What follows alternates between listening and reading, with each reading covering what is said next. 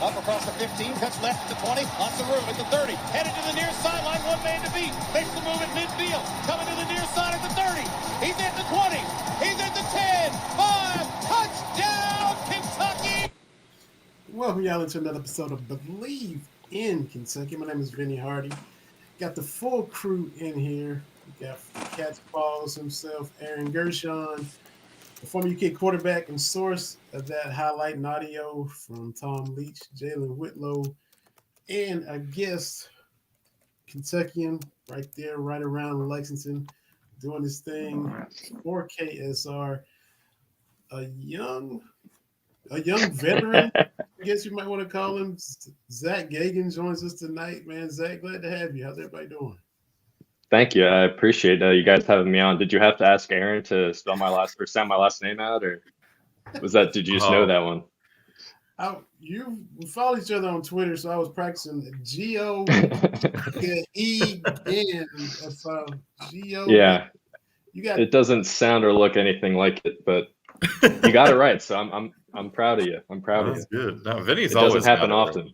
Yeah, doesn't happen often. So he nails pronunciations. You got mine the first time too, which not everyone does. Three G's in your name, man. It's a tough one. That's how I tell people to remember it. You got the 3 G's. There you go. Now our layout is just, we got myself and Aaron and Jalen, so I couldn't like type it up and put you in there, but you. Oh, that's fine. People know who you are, so it's all good. But how's everybody doing? Jay, AG, y'all good too? Yeah, man. Just got back from South Carolina 3 hours ago, so we're a little tired, but we're trucking along and ready to break what the hell happened down here, and get some insight from Zack on the Liam Cohen stuff. It sounds like talking to some recruits and all that, so this should be a good one. Yeah, for sure. And Jalen will be back. We got a little sound issue, and y'all talking about Harbaugh leaving and doing the Pete Carroll thing, so we'll talk about that as well. And I guess ebbs and flows of a season. Thought we could get by South Carolina because we're a weekly podcast unless we do an emergency broadcast. Get past South Carolina, then we're just talking about that win and still on the high of the Big Z debut, but that got shot down last night because it was just another rough night in Columbia. What is it when we go? Yeah, 5-5, right, under Cal at that place, and there was I thought going into the game, I still felt pretty good because they've kind of handled these teams that are offensively challenged. Well, they'll sometimes shoot above their average, but Kentucky will just be able to score enough to beat them down. But there was kind of a weird energy in the area, that blackout crowd last night, and I could that was my first time covering a basketball game at Carolina. I've been there for football plenty of times, and there was kind of that feeling in the building that Carolina was out for blood, and that was the first game all year, man. Well, I guess second we're joining UNCW where they just could not get a groove offensively. And I even kind of got worried at the very beginning. When Kentucky didn't allow a basket for the first, 3.5 minutes, but they're down 4-0. And South Carolina was controlling the pace at that point already. And, even though Carolina hadn't scored, it was like, okay, they've already got this game how they want it. Eventually, usually that's gonna bode well for them, and it did. And outside of Rob Dillingham caught heat, and I'm sure we'll kind of talk about the decision to sit him and the rotations and get your thoughts on it, Zack. But outside of that little run they had in the middle of the first half, rather, it was just Carolina's night. Yeah, something about Sandstorm, I guess, that really just makes Kentucky just kind of pee down their legs. So I don't know what the deal is with that. Football too. Yeah, lately. Exactly. Yeah, lately. It doesn't matter what the sport is right now. But and South Carolina, they shocked me with kind of how just disciplined, I guess I should say, how the disciplined they were in their approach. And like you said, Aaron, like Kentucky kind of, I think they were even up by maybe 6 or 7 points there in the first half at one point when Rob was kind of getting hot there. But it wasn't even that. Like you could tell, even when Rob was getting hot there, it was all just Rob. Like it wasn't really. It was the lack of passing overall, and just kind of ball movement and all of that stuff. And the rotations obviously were weird. I think there was a Corey Price stat that there was 23 lineups or something which seems like just a little too many. I don't know what like the average is for like a regular game, but I assume it's lower than 23. Maybe a little bit. Yeah. So I don't know what was kind of going. I mean, you're still trying to incorporate Big Z in there and talk about like the different ends of the spectrum, going from the best night of the season, probably the best night in a couple of years with Big Z, to then arguably the lowest point of the season, just in the span of a couple of days, was kind of crazy. But yeah, it was Kentucky was going to go. They were going to go one-on-one. There was no really adjustment throughout the whole game. And even when Kentucky was trying to will themselves back in that second half with Trey Mitchell and Antonio Reeves, it was just them two really going at it by themselves. And that was kind of the only offense that they had right then. South Carolina just really did a great job of bullying them around and beating them up. And Kyle had the men versus boys quote. And that's exactly it. You didn't have to watch the game long to see that that's how it was playing out. And, I'm sure that crowd had a lot to do with it too. I'm curious how those 5,000 students played on that crowd there, Aaron. Yeah, they were definitely right on top of the game. I believe they were on the other, if I remember correctly, they were on the opposite side of the bench, if I'm not mistaken.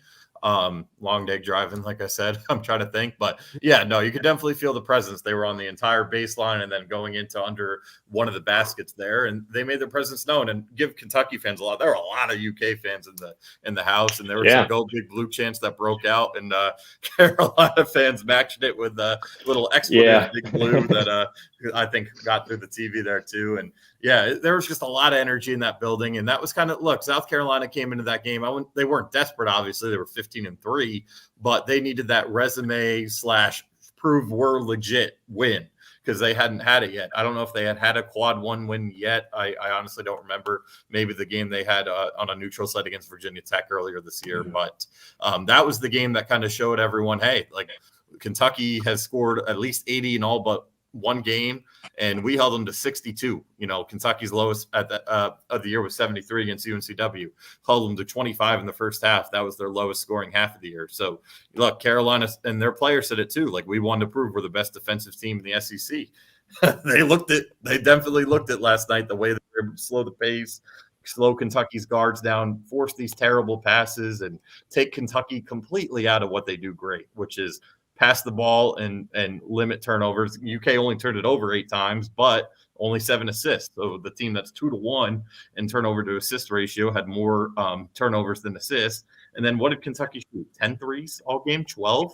It was a ridiculous 13. Number. 13, I'm sorry, yeah.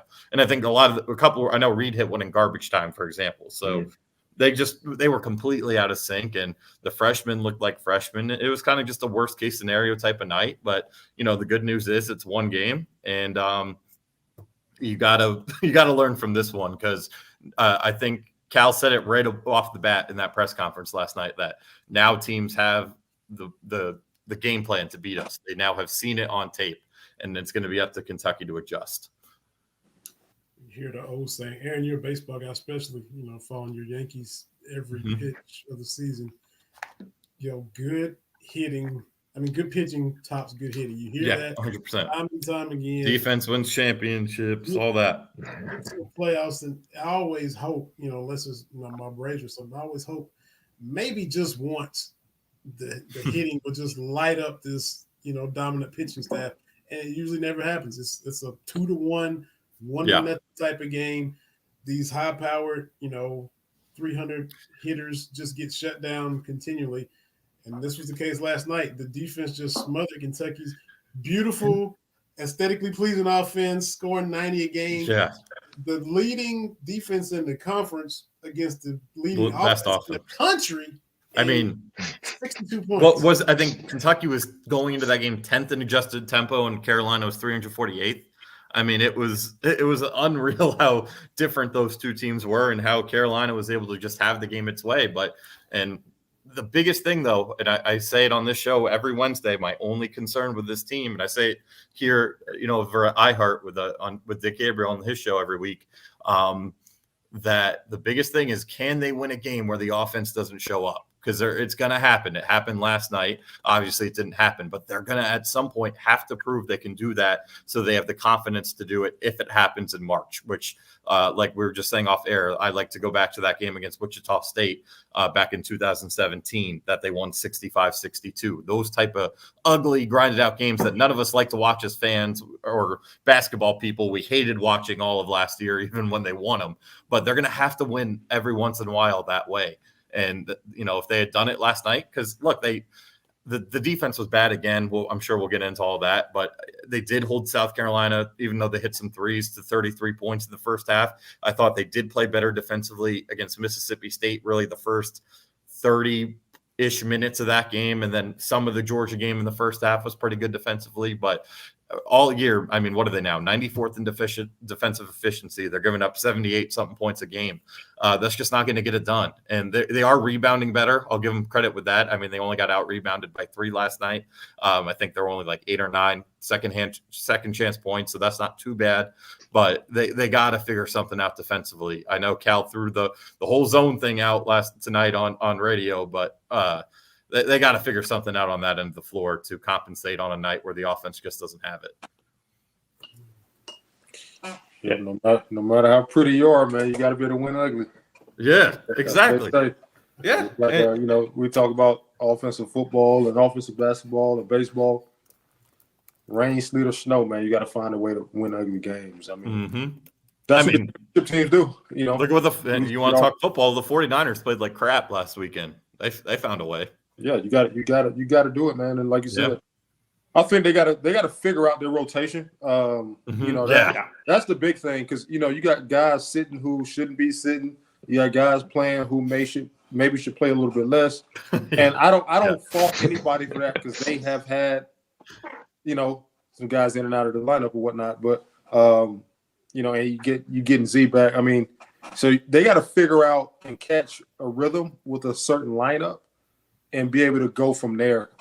Because at the end of the day, your offense is never going to really flow like you want it to flow until you catch that rhythm when it comes to your personnel in basketball, because there's only 5 guys. So you got to find a way to, to figure out who's those, put the pieces together of the puzzle, man. So the talent is there. We know that. But like you said, you got to be able to, they're pretty. They play a pretty game on offense. But at the end of the day, the teams that hoist the trophy at the end of the year can win in any situation. They can win high-scoring games. They can win low-scoring games. They can win in any way, man. So any style. So they got to be able to find a way to do that. And obviously, the easy answer is to say, hey, we got to be tougher on D. But I think you also got to be able to play fast on offense, and you got to be able to play a game where the game is slowed down and it's a more physical half-court game. So they'll figure it out. The talent is there. So. I'm sure they'll get it done. Like you said, it's one game. That's true. Yeah, I mean, just to your point, I'm just looking through some of the scores of the last national champions in Kansas 2 years ago. Their Sweet 16 game against Providence, they won 66-61. And they also won a game. Let's see, they won almost all those games low scoring with defense. They scored their highest in the tournament was 83. And I think Kentucky, that's a beauty with them. They're going to have nights where they score 95, and that's just going to be enough. But they just they got to win in multiple ways. That's why I was so impressed. I think still their most, not the North Carolina is their best win, but I think their most impressive win was Florida, because they shot 5 for 20 from 3. It was not, I don't remember what it was, if it was turnovers, something that was statistically off for them. Things went against them that they normally do well, and they found a way to win. So that's why I was so impressed when they figured it out down there. So now, it's adding this next piece and next new way to win. Yeah. Next processes, next steps, next, phases of improvement.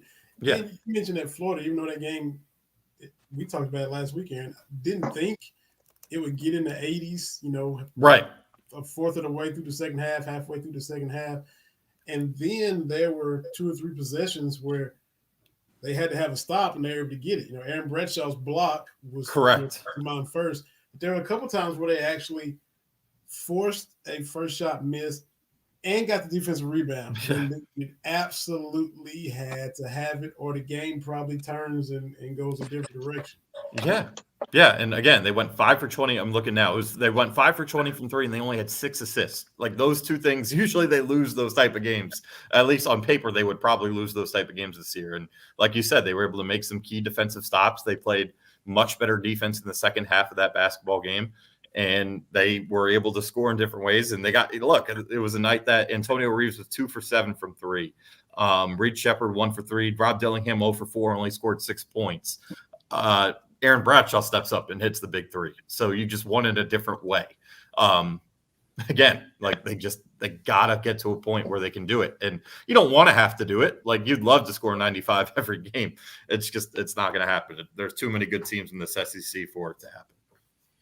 But even if you kind of look at the North Carolina win, that's a game that Kentucky loses probably the last couple of years because they didn't have a guy like Rob Dillingham who just came in and was hitting tough shots by himself. And that's one thing that when Kentucky is in those scenarios where it's a close game, I feel confident that they can find ways to will it out even if the defense is struggling because they have guys like Rob and DJ and guys that are big-time shot makers out there.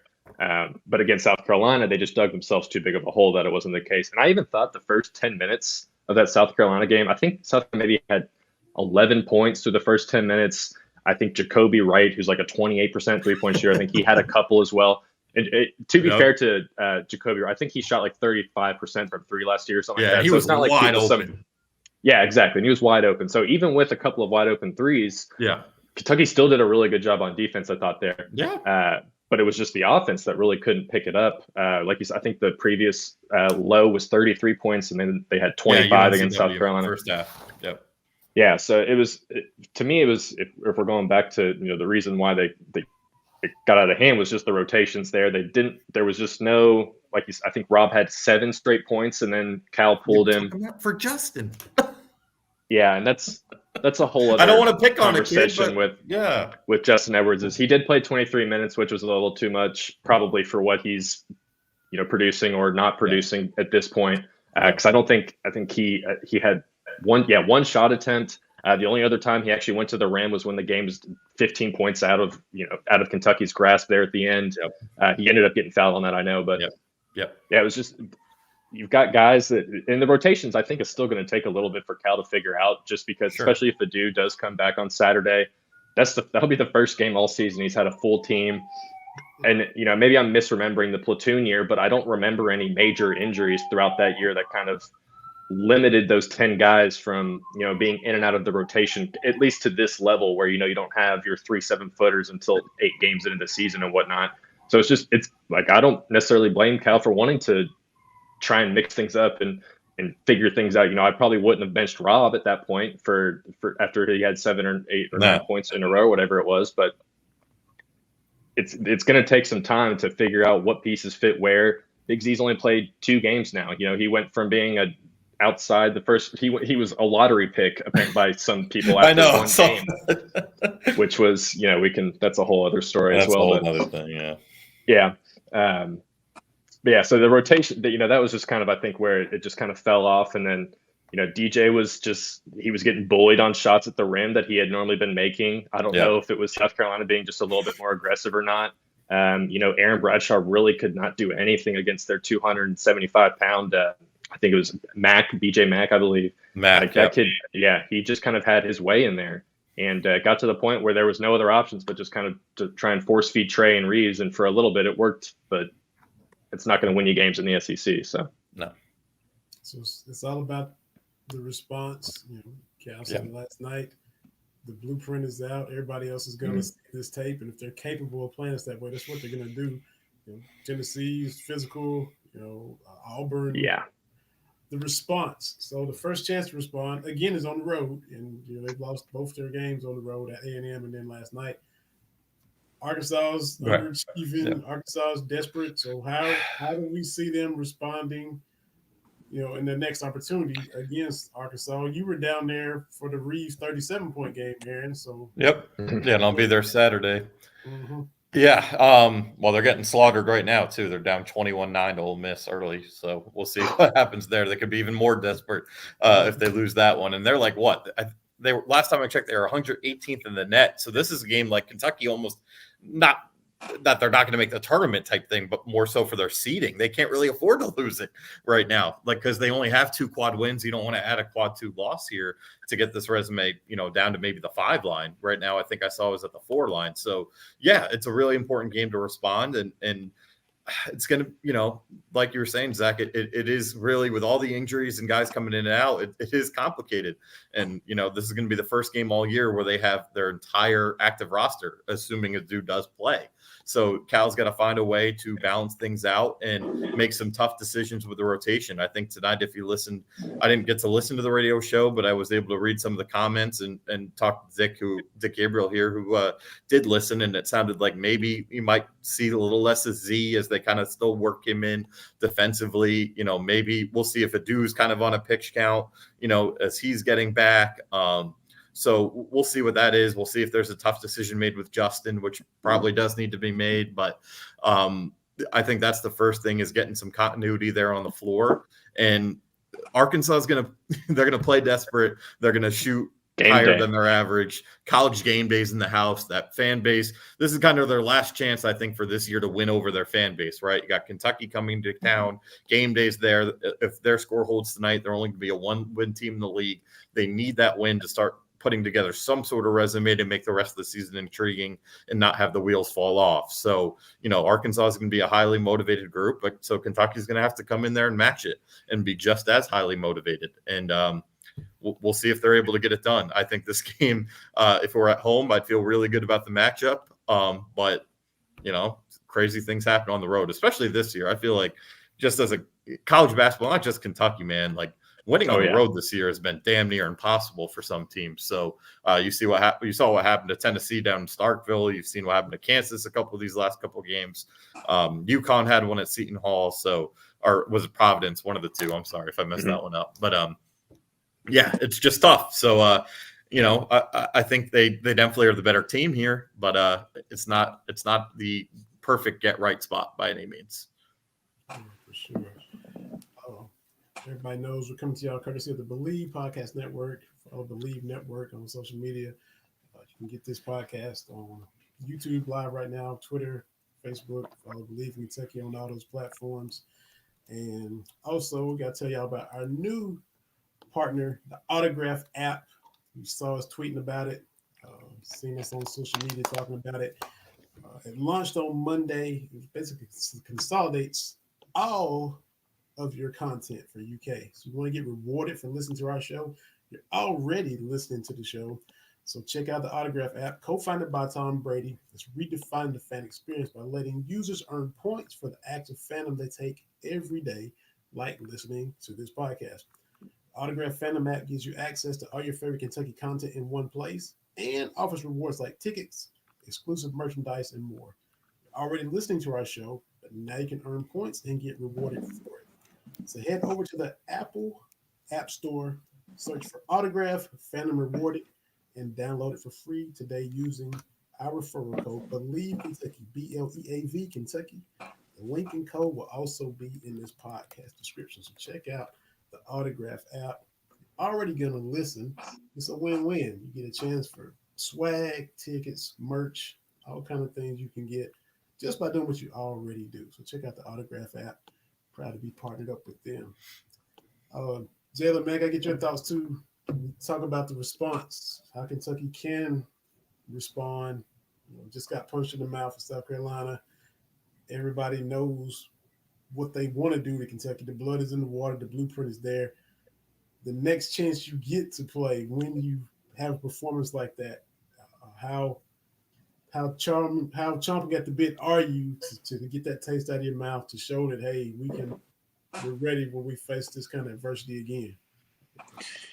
I mean, yeah, no doubt. I mean, that's a very fickle thing too, though, because as we know, you can easily get yourself too overzealous. You can get too hyped, too eager, you can chomp at the bit a little bit too much. I think it's important to have some emotional agility on your team, and that comes from leadership at the end of the day. So should they come out, really chomping at the bit? No doubt. but also, once that ball is tipped off, you got to be able to, kind of sink back into what you do and your values as a team. So, that concept is very fickle. You need that in preparation. However, once the game is starting, I think you should be able to.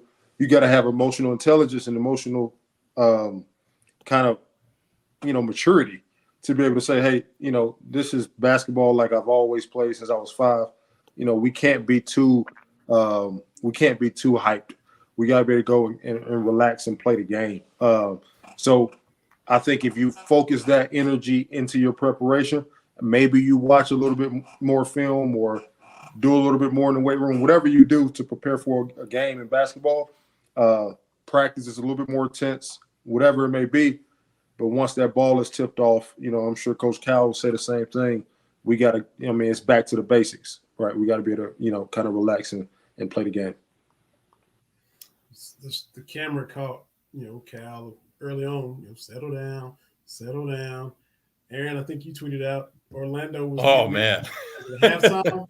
No, I don't know about half. Obviously wasn't in there, but I think it was late in the first half. He just obliterated the bench. He was not happy. I mean, there was a lot of selfish basketball being played out there. And Antonio talked about it after the game.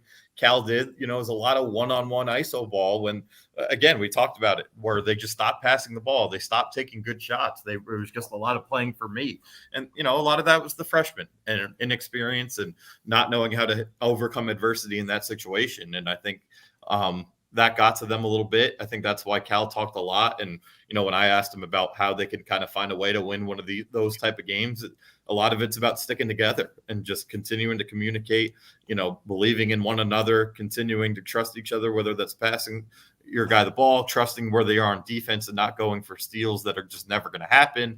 There was a lot of chasing the ball last night and, communicating on inbound plays. That's a problem with this team. So, there was just a lot of selfish basketball that happened, and that just can't happen, especially on the road. You're going to lose no matter where you are on the road. If you play selfish basketball and you let the fans maybe get involved and get in your head a little bit, things are not going to end well.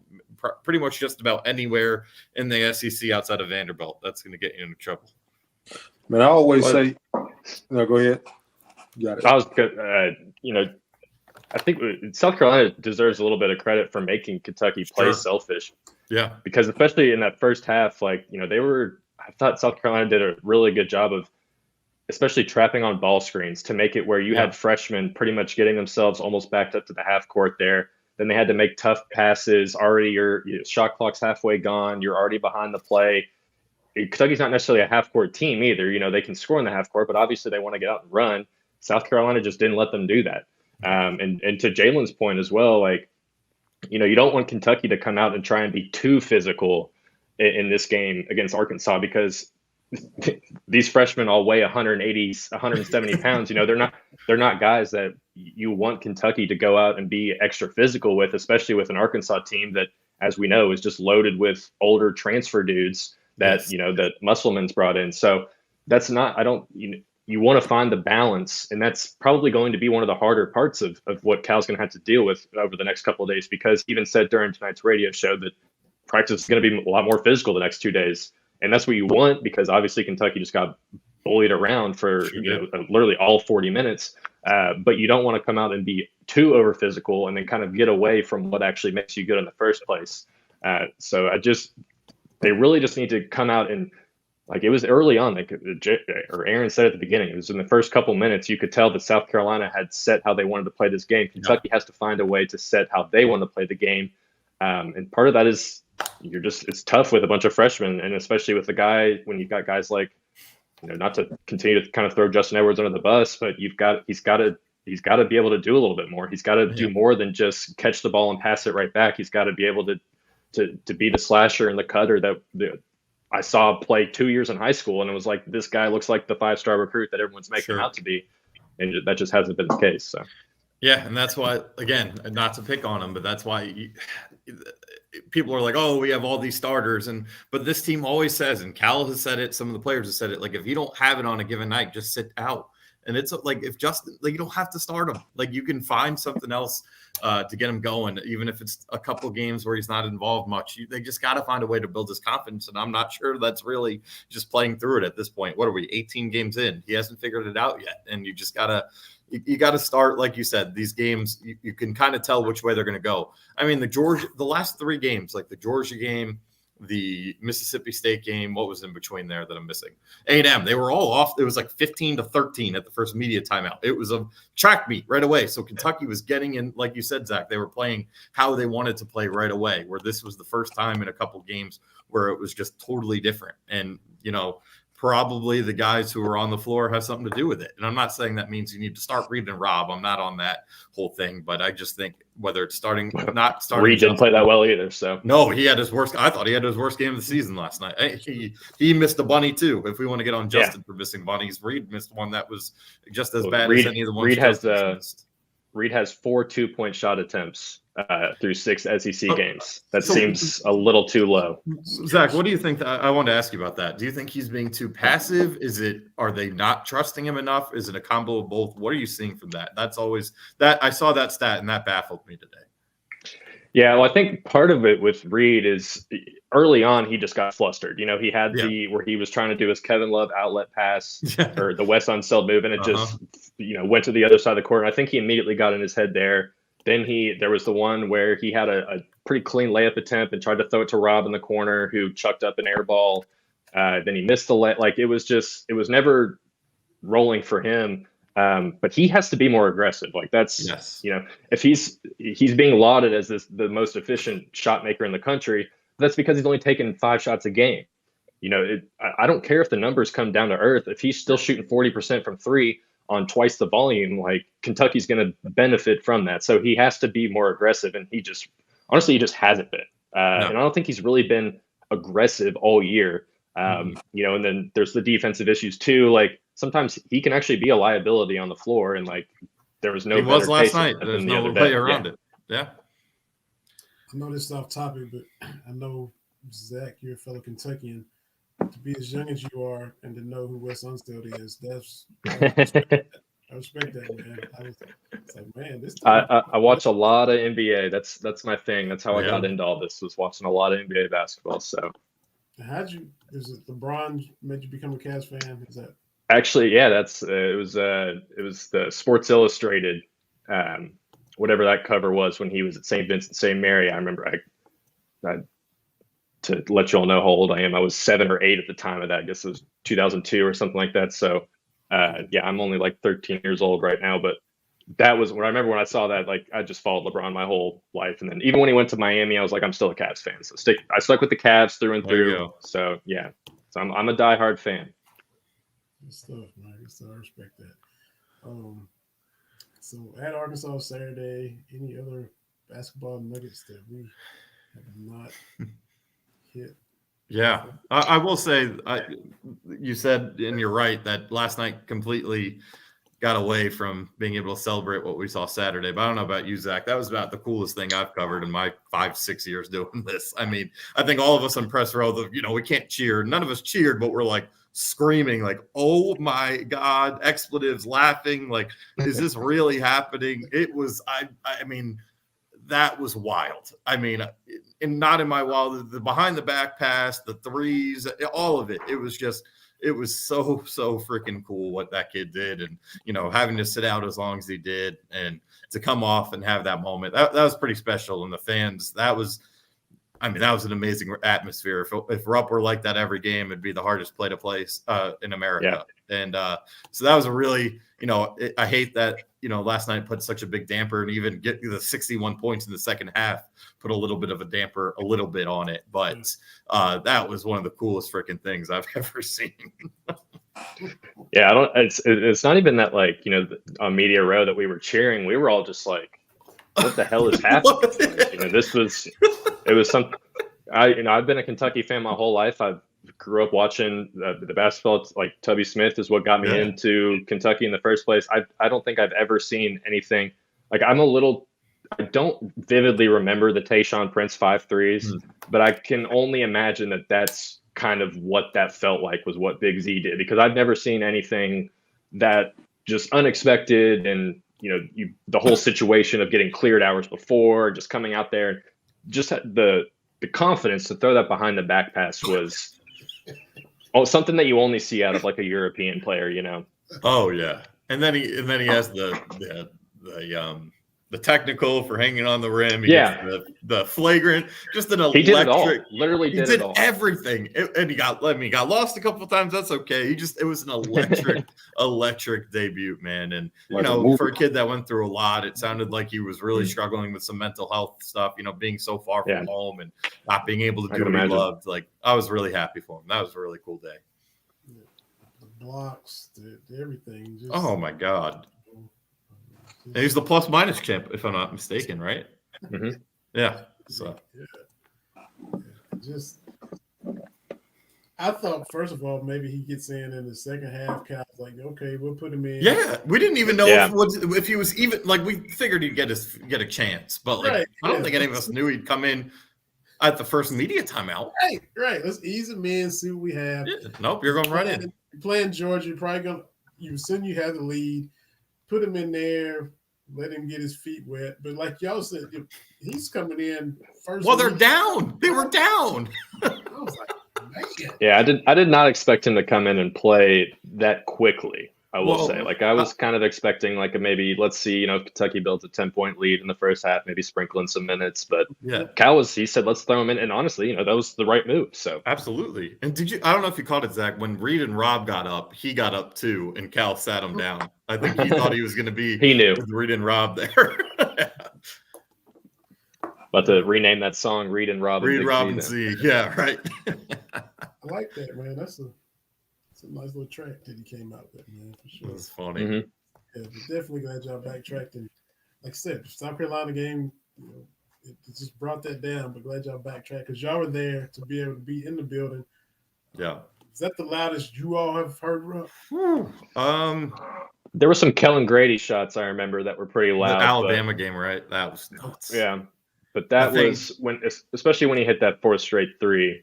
That was like, I had my phone out. I was like, I know he's going to shoot it and it's going to go in and this place is going to explode. And it was pretty awesome. So the only other one I can think of is not the Joe B. Hall game, but the one where they routed Tennessee when they were number 1, the Tyler Hero team. I think Kentucky was 5, if I'm not mistaken.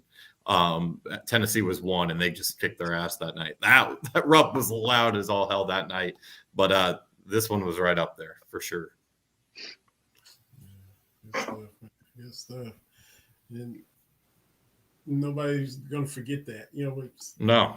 We know how Big Blue Nation is. We know it's national championship and bust. And you got some people that really live by that and get no joy out of a season unless it ends in a championship. And that you more often than not, you're gonna be disappointed. These things don't happen on a yearly basis. Right. But you go back to 2017, Fox and Monk and Bam. Fox gets a triple-double. You had Monk scoring 47. The Malik Monk coast to coast at Ole Miss. That play, God. I still remember that play. So there's stuff that you remember and be like, wow, that was amazing, even though it didn't end in the championship. This Z game at home versus Georgia, no matter how the season plays out, you can't say they could not win another game the rest of the way in that moment, but still be cool as all hell. Yeah. Never gonna forget and no one will remember the fact that Kentucky blew a 28-point lead down to 9 in the last 8 minutes. Yeah, and part of the reason they blew that lead, was because everyone was so just in awe about all of his teammates. Were even like, I can't believe that this. It was like that one. Did this dude just did this? That whatever that meme is, So it was seriously like I don't blame any of his teammates for kind of letting the foot off the gas there at the end. So it was fun. I'll remember it for the rest of my life. I will. Yeah, that was awesome. Amazing. So Liam Cohen, you talked with Stone Saunders, committed to Kentucky out of Pennsylvania, and he told you that Liam is staying, right? Mm-hmm. He sure did. Well, and because Stone, he visited over the weekend. He was there Saturday through Sunday. he was initially trying to get in for junior day, which is next weekend, I believe, but kind of there was a mix up with the timing. So he ended up coming. I know that he was able to spend time with Liam. He was hanging out with the new wide receiver coach, DeKel Shorts, who is already like recruiting a lot of guys out of the Northeast. Kind of that's your area, isn't it, Aaron? Yeah, that's exactly right. So I know he's already, they were talking recruiting, trying to get Stone to put on his recruiting hat. Vince took him around. They went to the game. They went out to eat and stuff like that. But yeah, Liam told him, and I think the way I worded my article was I wasn't saying like, well, it's done. Liam's coming back. It was like, this is what Stone said. This is how, Liam told him this and that. And as the days kind of continue to go along too, you feel a little bit more confident, especially, the Bengals just hired their guy. I think the other spot open left is that Titans OC job. Right. Or at least at the moment it is, other things can obviously pop up, but, I know that I think it was either Friday or Thursday of last week where Cohen was at the facility. He was watching Vandegrift, Boley, and Bo Allen. He was watching them all throw. Like he's been around the facility. He's being involved. Does that mean that he's not going to just up and leave if another job offer comes in? I don't know what the answer is there, but from just kind of what we're hearing from others, and just the situation is shaping up to look like he's going to come back, and obviously that would be massive because the recruiting class might fall apart a little bit if he ends up leaving, because there's a lot of guys that are really, really dependent on Cohen. Not to take away anything that Vince and Stoops have created there, because they're obviously the reason why. But Cohen has fostered a lot of relationship with those guys, especially Stone Saunders. Like Stone Saunders is only at Kentucky because Liam Cohen has a decade-long relationship with Stone's dad. So right. There was that connection there. And I believe Stone when he says that Liam told him that, he's staying.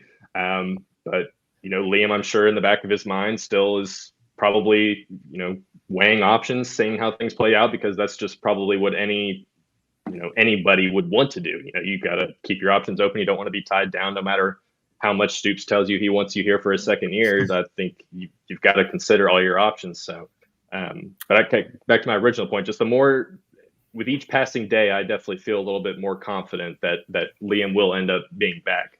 It's just kind of a matter of what other jobs open up, what are the connections there and everything. It's always, the coaching carousel is always spinning around, as they like to say.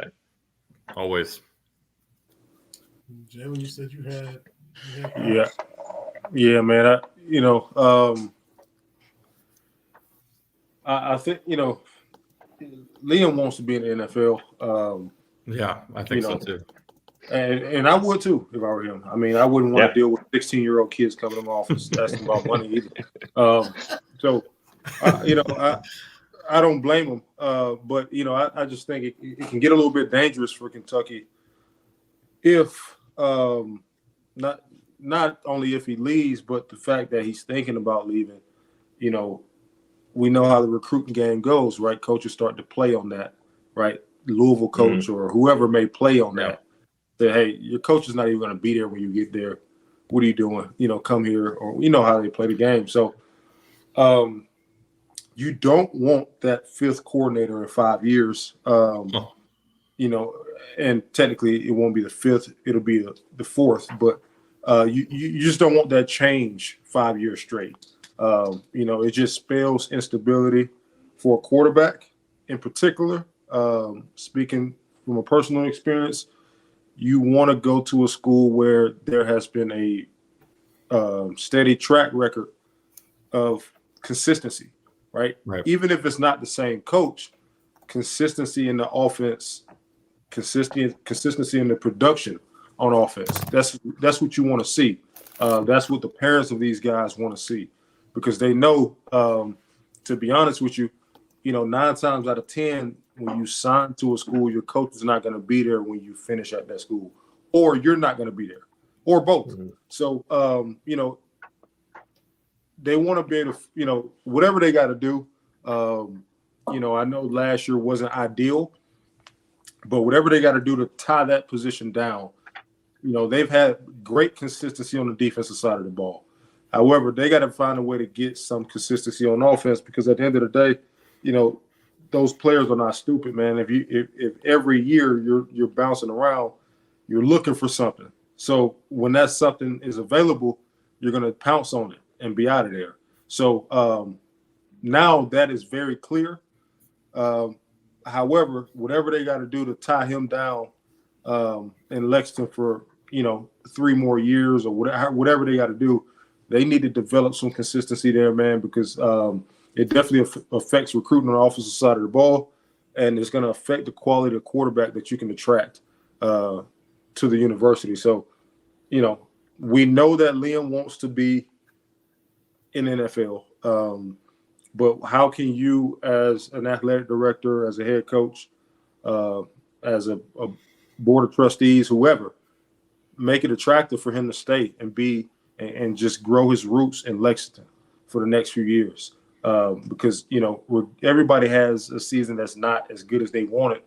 I don't think one season defines who he is. No, we know what his offense is capable of. So you got to find a way to keep that thing going and keep him tied. You don't want your offensive coordinator flying here for interviews, on Zoom calls with other coaches. You just don't. It just doesn't spell consistency. So, whatever they got to do, they need to do it. I was really shocked to hear his name in the offensive coordinator search at Ohio State. That shocked me because, it's not a lateral move. Ohio State is very prestigious. Ohio State is a blue blood football program. However, if I'm Stoops, I'm like, man, Ohio State, like if you're going to leave, hopefully you're leaving for a Tennessee Titans, LA Chargers, hopefully you're leaving for that, not Ohio State, not another Division I school. So, that I'm sure that was discouraging, but like I said, whatever they got to do to keep the talent in Lexington on the offensive side of the ball, they need to do, and that's going to start at the top with the head coach, and then trickle down to Liam Cohen, and let alone, there was rumors that Stoops was trying to get out of there. So that's the big thing with this. If he were to jump up and leave now, it would lead to a lot of questions, and rightfully so. Mark Stoops was trying to leave. Just how much does he want to be here? Was there a power struggle with the offense? Is there a culture problem? It would lead to a lot of questions if he were to up and leave right now after he said, verbatim, like, I didn't want to leave this place and I want to build roots here. He talked about all that, on that Zoom call when he was officially hired back this time last year. So, there would be a lot of things that would come up, if this move was made now. And then, like you said, Jalen, it would hurt the talent especially at quarterback, you'd be able to bring in. It could lead to guys leave right away. Like, I don't know if it would happen, but for example, Brock Vandegrift committed 2 days after he hit the portal because he wanted to play for Liam Cohen, and he's a grad. Like, he could go right now if he wants to in this era. Like, you don't have to sit a year if you transfer twice right now with the legislation or whatever that thing was. I don't even want to know. It's above my pay grade what happened that made it now magically you can't. But after the spring, like, Jamori Macklin could up and go. Like, you just don't want to deal with that, especially like you said, building the continuity. That was something Liam talked about before the Louisville game. Like, kind of reflecting on, because we knew that was going to be our last chance to talk to him, outside of the post game until the bowl. So, they brought in guys like Brock, who has to have 2 years. Jamori, probably going to be an NFL guy, but he's got 2 years. Raymond Cottrell's got 4 years. Fred Farrier's got 2. Like, they brought in a bunch of guys with multiple years because they're trying to build continuity on that side of the ball, and that would completely mess up their plan if you're going through another coordinator change. So, it sounds like John Hale, who obviously works now with the Herald Leader, knows his stuff, obviously covers the football program alone, reported that he doesn't think the Titans are fit, that he had kind of been told that. And then also he's right when he pointed out that him and Callahan, the new head coach there, while they're both from the McVay tree, haven't ever worked directly together. So, it sounds like you said, Zach, anything could open up. I mean, who knows? Michigan offense coordinator search, Chargers, whatever opens up between now and then. It's never going to be closed till it's closed. But I think as of now, they're going to dodge a bullet. But we're going to be going through this again this time next year. I mean, we may be going through this again next week. I mean, we are.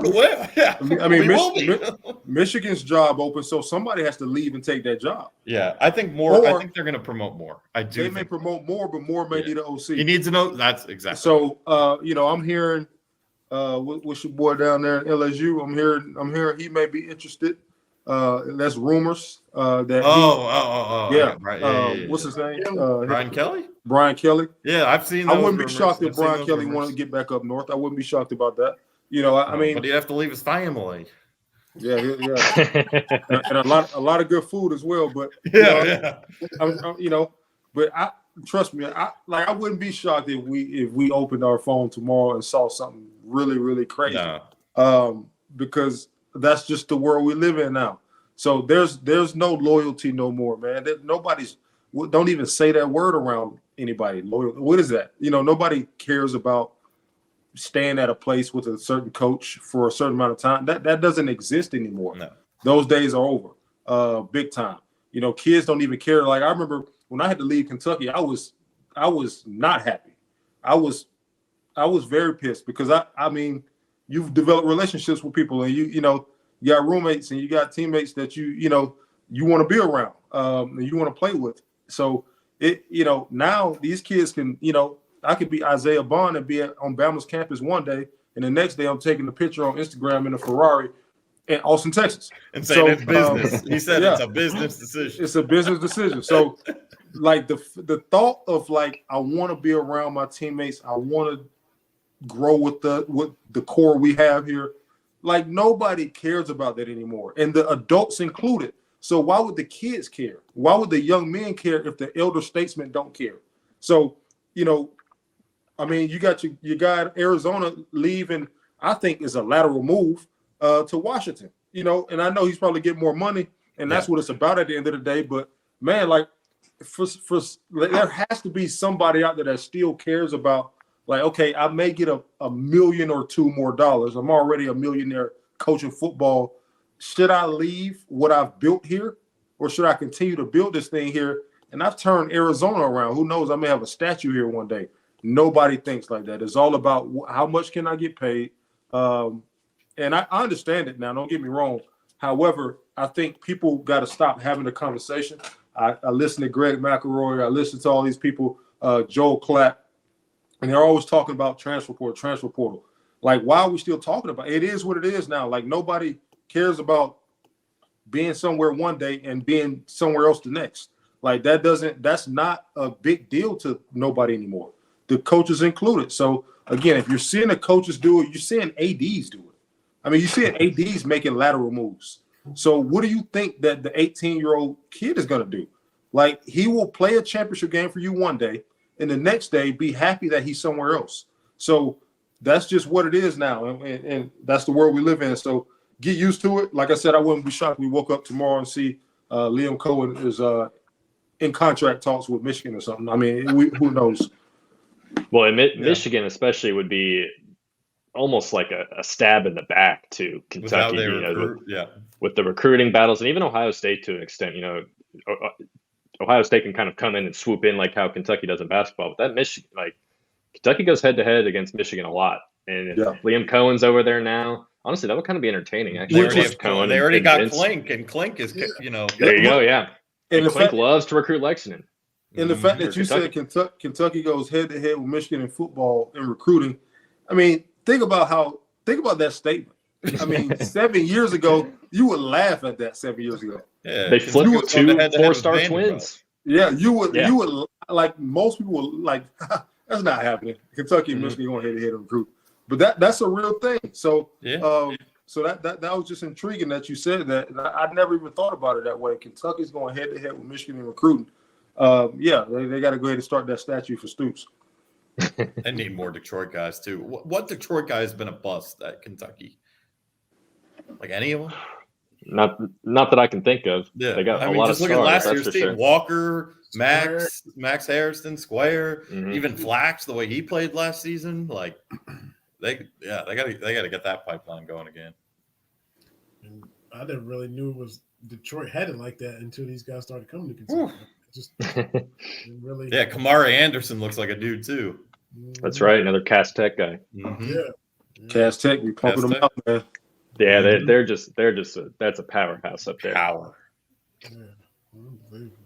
No doubt. So, y'all's thoughts on it's the NFL Final Four. I don't have a dog in the fight, but who's going to the Super Bowl? Just for sake of fun predictions. Hold on, let me look up who's playing. No, I'll probably cheer for Lamar Jackson. I'm big on the Lamar train right now, even though he's a Louisville guy. yeah, because I didn't realize that there was this narrative that he doesn't win in playoff games. I don't follow the NFL that closely. So when I saw that, I was like, no, I'm going to cheer for Lamar. And then, my girlfriend likes the Taylor Swift connection with the Chiefs. Mine. So so we'll probably have a house divided there for that game. Well, I'll give my girlfriend credit. She's been on the Chiefs bandwagon for like 4 years because she drafted Mahomes in fantasy, not knowing who he was, and she got a lot of points, and that became her team. We went to a Giants-Chiefs game in Kansas City a couple of years ago. Obviously, I'm a big Giants guy, and she was wearing Chiefs stuff. I don't know if that was to piss me off or her love for them, but one or the other. Probably both.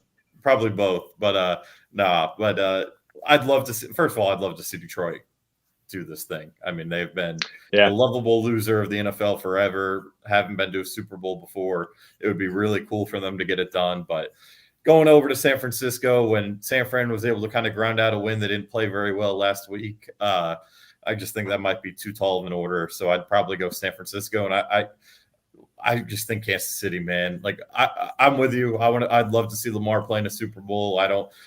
He's kind of, to me, from a Kentucky perspective, right? Where in the biggest moment, Kentucky beat them in 2016, and they forced the fumble at the end. They had a couple interceptions of that game. That's kind of like how I viewed the Patriots. I never hated the Patriots because the Giants went and beat them in the Super Bowl twice. What am I to hate the Patriots? Like, no, that's everyone else's problem. So that's kind of how, at least if I were to think of it, that's kind of how I view Lamar. Like, he didn't really kill Kentucky. I know he beat their ass a couple other times, but in the biggest moment when they were a top 10 team or 11 team, whatever they were, 28-point favorites, Kentucky got it done. So I'd like to see Lamar win it, but I just think, what Kansas City was able to do last week and the pedigree of that team and the experience, Andy Reid, they just kind of feel like they're on a mission right now. So I'd say we get a rematch of a couple of years ago with San Francisco and KC, but I'd like to see the exact opposite happen, and definitely more so, the AFC game, I don't really care who wins. I want to see a good one, but I'm definitely pulling hard for Dan Campbell and the Lions up there, and Josh Pascal too. Yeah, you're good. Yeah. Mike Kansas City. Say what? Got Mike Edwards at Kansas City though. Yeah, Mike Edwards. He's got a ring too. He already got one. Yeah. What Josh? Didn't he get hurt last week? He did. I don't know. Is he going to play? Right. Do we know that yet? Let me do a quick Google search here and see if there's an update. I know he got knocked out early in that one. Let's see. Here's the latest update. Yeah, I'll pull that up. But Josh, I mean, obviously, what he went through when he first got here with the cancer and missing almost that whole second year, and then coming back, and he was a dominant player now by the end of his career. So that'd be super, super. And he's done some pretty nice things. I mean, he's starting for them. He has a concussion, so he's day-to-day there up there. So gotcha. We'll see what happens. But it'd be pretty cool to have both those guys make the Super Bowl too. If you're looking at it from, I guess I'm trying to think. Tayshaun Manning's on the Raven practice squad, but I don't think there's anyone from San Francisco, from any UK guys with San Francisco right now. So if you're in Lexington, that's the way to root for it, I guess. What was you saying, Jay? No, I was saying, Mike Edwards, he'll play. That concussion thing, man, it's playoffs. They'll find a way to get him cleared. But I don't know, man. I would love to see Baltimore in there. Same. I like watching the 49ers on offense. However, I'm starting to like Detroit on offense just as much. Yeah, their OC ain't going to be there much longer. And I just don't you just feel like now we all another OC job. Yeah, yeah, that's right. Yeah. Check your phone tomorrow. But we know that Cinderella stories come to an end. But I don't know, man. Something feels different about the Detroit thing. If Detroit win it all, out there. Yeah. So I would love to see a Baltimore-Detroit game. You know, I don't want to see Kansas City in there. I'm sorry. I'm done with it. Yeah, I'm done. Though I'll say that, you know, the Jason Kelsey stuff was pretty damn cool last week. That guy's awesome.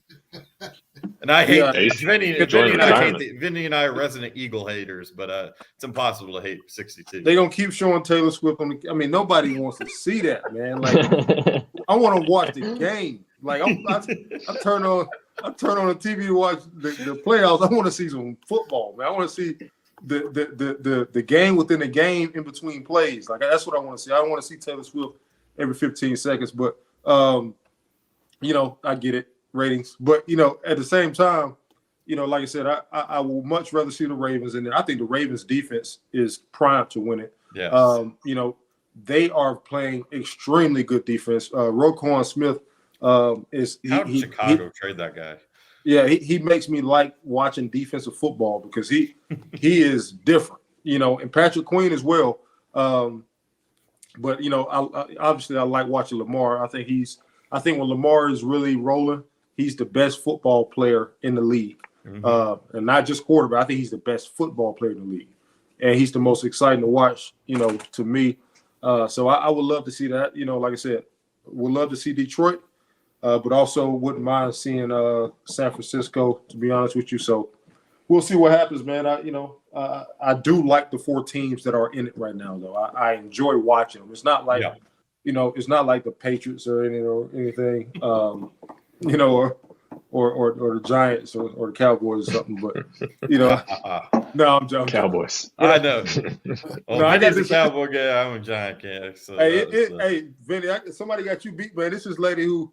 She work at the gym that I work out at, and she stopped me every day to talk about the Cowboys. She is the biggest Cowboys fan in the world. Like I've never met a bigger fan in my life. Like I mean, she is crazy Cowboy fan. I mean, she know everything about it. So you know, she rock all the Cowboy stuff every day. We'll end up doing her hit workout, and she'll just stop me and talk about, you know, the Dak Prescott and all the contract stuff going on. Like I really care, but you know, but it's just fun. But yeah, But no, it's gonna be a good play, a good finish though. Final Four. Yeah. 3 NFL games left. That's all we got. So it's the time of year, man. Mm-hmm. We covered all the good stuff this episode. Zach, man, tell everybody that might not know where they can find your work and what you got coming in the next few days for the people content wise, man. Well, you can find me on KentuckySportsRadio.com. I'm on all the social medias. Zack Geoghegan KSR, Geoghegan, just slides right off the tongue there for you. We started a new kind of a basketball breakdown show over on KSR. I do it with a couple of other KSR guys, Brandon Ramsey and Stephen Peak, where we kind of just do more X's and O's stuff and try and figure out, you know, what Cal is doing or not doing and stuff like that. So we've already rolled out a few episodes. I think we'll have one coming out before the game on Saturday. So definitely go check that out if you want. But otherwise, I'm always scrolling Twitter. That's just where I live at this point. So same, man. Mm-hmm.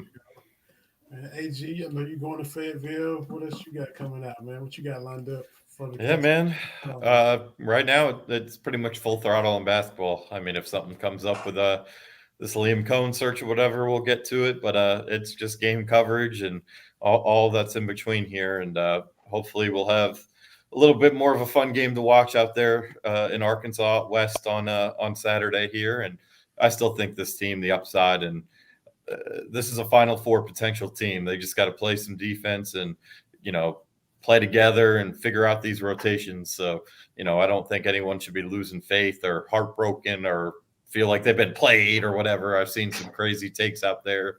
The Fire Cal takes, all that crap is back, and relax, let it play out. I still think this is a fun basketball team, and, you know, we'll have it all covered with the Cat's Paws. And then, of course, Zach will as well with KSR doing great things over there. Absolutely. Jalen, you got BTG, man. What's going on with that? Man, just, you know, trying to, you know, help these guys, man, become better players, man, better leaders and all of that good stuff, man. So, you know, and trying to become a better teacher myself. So busy with that, you know, that's year round. trying to figure out a way to prepare our guys to win some damn football games next year, and make sure that they get what they need to get in the school building as well. So, the usual for me, man. It never stops. So that's what's going on. There you go. So, fun episode. Appreciate you hopping on with us, Zach, man. Good to have you with us this evening. Yeah, thank you all a bunch. I really do appreciate it. Absolutely. Believe.com.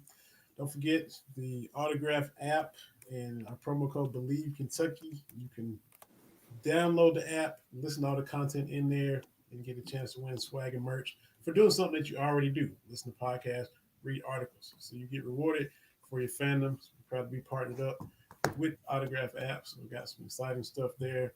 We'll see what happens Saturday. See how Kentucky responds in Fayetteville. Their first chance to, see how physicality and all that adversity and all that stuff going forward, because everybody's going to do that. Tennessee's going to play that way. Auburn's going to play that way. They're going to get more and more doses until they, prove that they can counter. That's what it's going to be.